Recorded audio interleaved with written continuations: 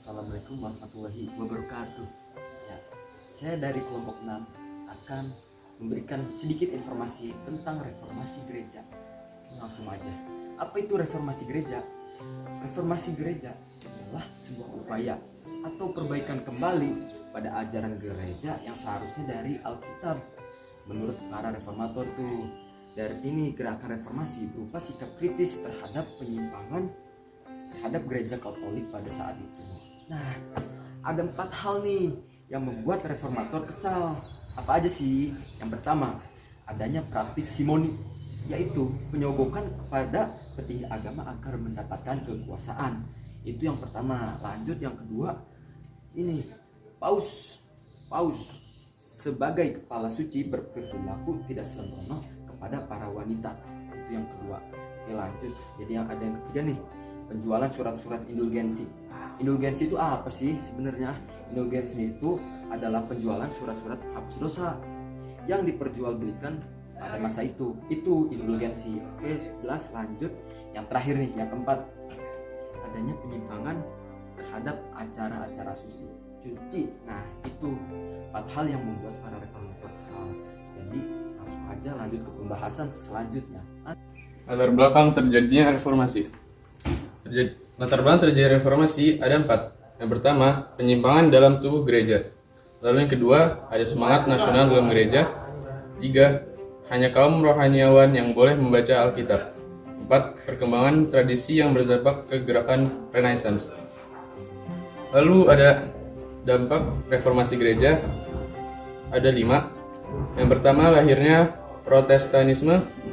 Yang kedua, ada menguatnya negara dan pemerintah sekuler. Yang ketiga, lahirnya gereja Anglikan. Yang keempat, lahirnya gagasan kesetaraan dan demokrasi. Yang kelima, perang 30 tahun di Jerman, Prancis, Inggris, hingga perjanjian Westphalia.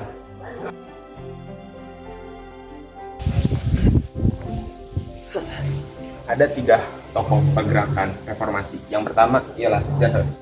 Janus ialah salah satu tokoh pada waktu itu. Ia melawan gereja, namun pendapatnya bisa dipatahkan oleh pihak gereja. Ia dibawa ke sidang, namun ia kalah di sidang tersebut dan akhirnya dibunuh. Yang kedua, ada John Wycliffe, yang kita bisa sebut The Morning Star, karena yang diartikan sebagai bintang pagi. Ia menerjemahkan Alkitab dari bahasa Latin ke bahasa Inggris agar semua orang bisa membacanya. Namun, pergerakan tersebut hanya pergerakan kecil. Kecil, tidak besar. Jadi bisa dipatahkan oleh pihak gereja. Dan yang terakhir, namanya Martin Luther. Ia salah satu pergerakan terbesar.